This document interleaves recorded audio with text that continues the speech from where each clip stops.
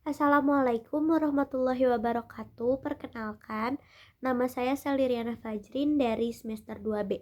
Di sini saya akan mereview kembali materi hukum pidana pertemuan ke-7 tentang responsi bab 1 hingga bab 4. Pada bab 1 ada pengertian hukum pidana. Hukum publik atau strafrecht merupakan salah satu cabang ilmu hukum yang mengatur antara hubungan individu dengan negara. Hukum pidana dibagi dalam dua, hukum pidana material dan hukum pidana formal.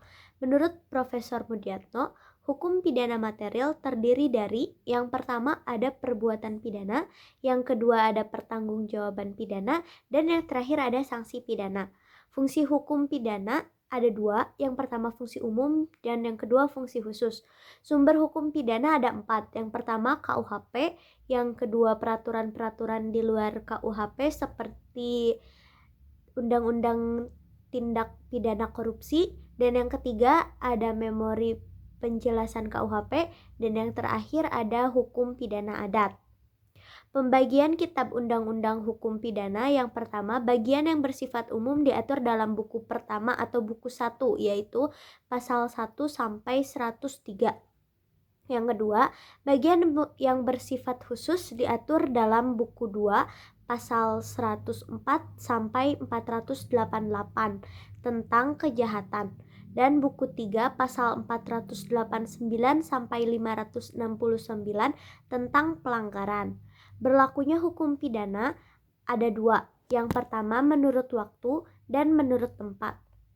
Bab 2 ada pengertian tindak pidana yang merupakan pengertian yuridis yang berbeda dengan istilah kejahatan atau perbuatan jahat. Unsur-unsur tindak pidana ada dua, yang pertama unsur objektif dan yang kedua unsur subjektif. Teknik atau cara merumuskan tindak pidana, yang pertama hanya memberi kualifikasi tanpa menyebut unsur-unsurnya, dan yang kedua hanya menentukan unsur-unsurnya tanpa memberi kualifikasi, dan yang ketiga memberikan kualifikasi dan unsur-unsurnya. Subjek tindak pidana, yang pertama hanya manusia, yang kedua manusia dan korporasi, dan ada jenis-jenis tindak pidana. Yang pertama menurut KUHP, kejahatan dalam buku 2 pasal 104 sampai 488 KUHP, lalu ada pelanggaran dalam buku 3 pasal 483 sampai 569 KUHP. Lalu yang kedua menurut Ukirin, delik formal dan delik material.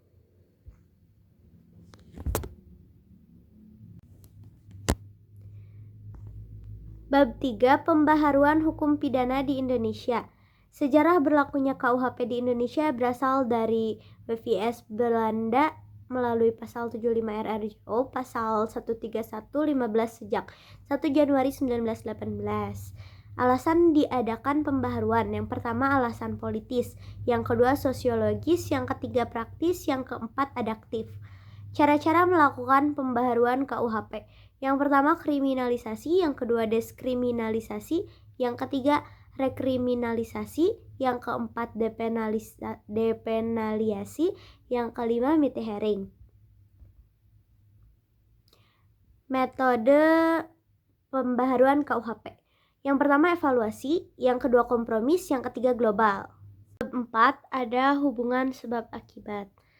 Tujuan dari ajaran sebab akibat, yang pertama untuk menentukan hubungan antara sebab akibat, yang berarti menentukan ada atau tidak adanya tindak pidana.